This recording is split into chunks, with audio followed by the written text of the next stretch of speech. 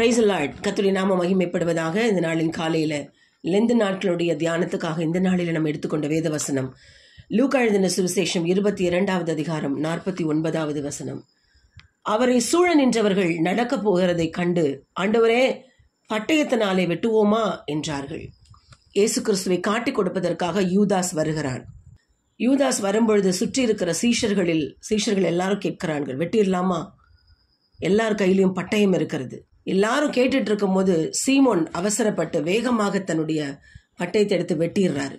மால்கஸ் என்கிற ஒரு சேவகனை வெட்டலாமான்னு கேட்ட கேள்விக்கு இயேசு கிறிஸ்து எந்த பதிலுமே சொல்லல. அவர் வேண்டான்னு சொல்லுவதற்கு முன்னதாக அவன் வேகமாக அந்த வேலையை செய்திடறான். செய்ததுக்கு அப்புறமா இயேசு கிறிஸ்து அவனுடைய காதை அவனுக்கு சுகமாக்கி விடுகிறார். கேட்கிற கேள்விக்கு பதில் ஏசப்பாக்கிட்ட இருந்து வருவதற்கு முன்னதாக அவன் வேலை செய்ய ஆரம்பிக்கிறான். நிறைய சூழ்நிலைகளில் நம்ம இப்படிதான் வேலை செஞ்சதுக்கு அப்புறமா ஏசப்பா சொல்றார், stop, no more of this, இதற்கு மேல செய்யாத, நிறுத்து என்று சொல்லி கர்த்தர் சொல்லுகிறார். நிறைய சூழ்நிலைகளை நம்ம வாழ்க்கையிலுமே அப்படிதான். ஆண்டவர்கிட்ட எதிர்பார்க்கிற அல்லது சொல்ல வேண்டிய எல்லாவற்றையும் சொல்லிட்டு அவர்கிட்ட இருந்து நம்ம பதில் எதிர்பார்க்கிறதுக்கு முன்னதாகவே நாம் வேலையை செய்ய ஆரம்பிச்சிடுறோம். நமக்கு அந்த பொறுமை இருக்காது. அவர்கிட்ட இருந்து பதில் வருகிற வரைக்கும் நம்மளால பொறுமையா இருக்க முடியாது. நிறைய சூழ்நிலைகளை இந்த தவறுகள் நாம் செய்கிறோம். we take our lives in our own hands. நம்முடைய வாழ்க்கை நாம் நம்முடைய கையில் எடுத்துக்கொள்ளுகிறோம். வாழ்கிற இந்த வாழ்க்கை தேவன் கொடுத்த பெரிய ஈவு. It is a gift from God. இந்த ஒரு வாழ்வு கர்த்தர் நமக்கு கொடுத்த வாழ்வு. அவரோடு பயணிக்கிற நாம் நிறைய சூழ்நிலைகளிலே நம்மளுடைய ஓன் டெசிஷன்ஸை எடுத்து விடுகிறோம். அவருடைய சித்தமா, அவர் இதற்கு விருப்பம் உள்ளவரா, இதை நம்ம செய்தா ஆண்டவர் விருப்பப்படுவாரா என்று கூட யோசிக்காமல் நம்முடைய சுயத்துல நம்ம ஏதாவது ஒரு வேலைகளை செய்து விடுவோம். இந்த சூழ்நிலைகள். C.S. லூயிஸ் என்று சொல்லி ஒரு வேத வல்லுனர் இருக்கிறார். he's an author. நிறைய புத்தகங்கள் கிறிஸ்தவத்தை குறித்து நிறைய எழுதியிருக்கிறார். அவர் முன் காலத்துல ஒரு ஏத்திஸ்டா இருந்தார், நாத்திகனா இருந்தார், பவுல போல.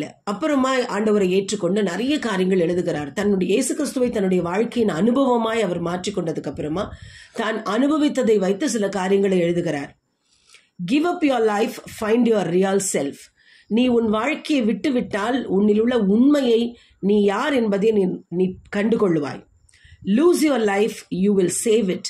உன் வாழ்க்கை இழந்தாயானால் நீ அதை காப்பாற்றிக் கொள்வாய். Submit to death, you will find eternal life. நீ மரணம் வரைக்கும் உன்னை நீ முழுமையாய் கர்த்தருக்கு அர்ப்பணித்தால் நிச்சயமாக நித்திய வாழ்வை நீ பெற்றுக்கொள்ளுவாய். நீ எதை கொடுக்காத எதையுமே நீ திருப்பி பெற்றுக்கொள்ள முடியாது.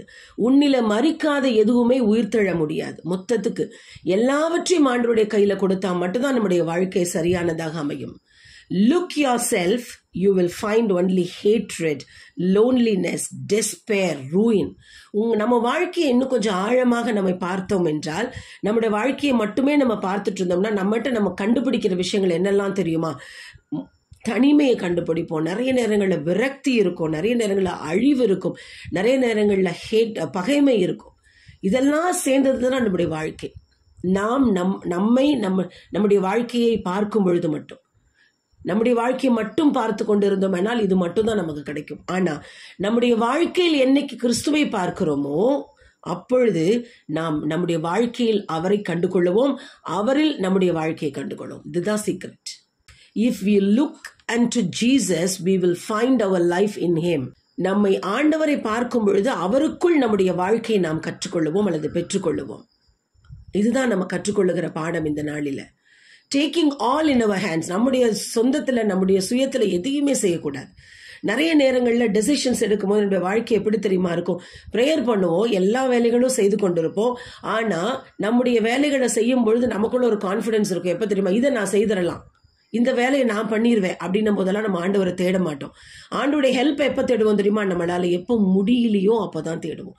எப்போ நம்ம லைஃப் எங்கேயாவது ஒரு ஸ்டக் ஆகுது பார்த்தீங்களா, அப்போதான் நம்ம ஆண்டவரை தேடுவோம். இதுதான் பழக்கமா இருக்கிறது. எல்லாவற்றையும் ஆண்டவருடைய கையில ஒப்பு கொடுத்து, ஆண்டவரே நீங்க செய்யுங்க அல்லது நீங்க செய்யுங்க, நான் கூட இருக்கேன் அப்படின்ற மாதிரி முழுமையா ஆண்டவர்கிட்ட ஒப்பு கொடுக்கிறதே இல்லை. நம்ம நிறைய வேலைகளை நம்மளே செய்திருவோம். காலையில நம்ம சாதாரணமா நம்முடைய உழைப்புல இருந்து எடுத்துக்குவோமே, எல்லாமே என்னால செய்வோம். இன்னைக்கு நான் ஃப்ரெஷ்ஷா இருக்கேன்.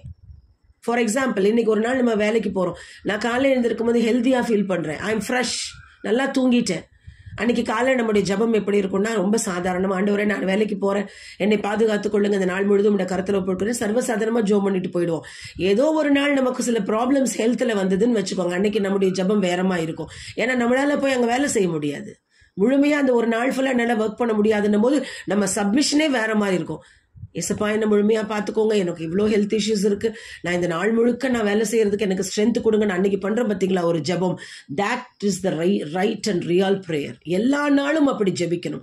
நம்முடைய ஹெல்த்தை நம்ம நம்பக்கூடாது, நம்முடைய வெல்த்தை நம்ம நம்பக்கூடாது, நம்முடைய ஸ்ட்ரென்த்தை நம்ம நம்பக்கூடாது. நம்மளால முடியும்ன்ற எண்ணமே முதல்ல இருக்கக்கூடாது. நம்மளால முடியும்னா அது ஆண்டவர் இருந்தால் மட்டும்தான் அப்படிங்கிற எண்ணம் எப்பொழுதுமே நம்ம கிட்ட இருக்கணும். அந்த ஜெபம் அர்ப்பணிப்பின் ஜெபமா இருக்க வேண்டும். எப்பொழுதுமே தேவனை சார்ந்து இருக்கிற ஒரு வாழ்க்கை. எதையுமே என் கையில இல்ல ஆண்டவரை, எல்லாமே உடைய கரத்துல கொடுக்கிறேன் என்று முழுமையாய் நம்ம ஆண்டவருடைய கரத்துல ஒப்பு கொடுத்து நம்முடைய வாழ்க்கையை வாழும் பொழுது நிச்சயமாய் அதுல கர்த்தருடைய முழு ரியல் லைஃபை நம்ம பெற்றுக்கொள்ள முடியும். அப்போஸ்தலர் நடபடிகள் 20வது அதிகாரம் 24வது வசனத்துல பவுல் இப்படி சொல்லுகிறார், ஆகிலும் அவைகளில் ஒன்றையும் குறித்து கவலைப்படேன், என் பிராணனையும் நான் அருமையாக எண்ணேன், என் ஓட்டத்தை சந்தோஷத்தோடு முடிக்கவும் தேவனுடைய கிருபையின் சுவிசேஷத்தை பிரசங்கம் பண்ணும்படிக்கு நான் கர்த்தராகிய இயேசுவினிடத்தில் பெற்ற ஊழியத்தை நிறைவேற்றவுமே விரும்புகிறேன். கோல் இதுதாங்க, கோல் இதுதான். என்ன வேலை செய்தாலும் தேவனுடைய ஊழியத்தை நிறைவேற்றுவது மட்டுமே நம்முடைய நோக்கமாயிருந்தால் நம்முடைய வாழ்க்கையை தேவனிடத்தில் நாம் பெற்றுக்கொள்வோம். நம்முடைய வாழ்க்கை we will find our life in him. நம் வாழ்க்கையை அவரில் நாம் கண்டுபிடிப்போம். அப்படிப்பட்ட வாழ்க்கை தான் இன்ட்ரெஸ்டிங்கான உண்மையான கிறிஸ்தவ வாழ்க்கையாயிருக்கும். அப்படிப்பட்ட வாழ்க்கையை வாழ்வோம். கர்த்தர் நம்மோடு இருப்பார். இந்த நாள் முழுவதும் கர்த்தர் நம்மை ஆசீர்வதிப்பார். ஆமென்.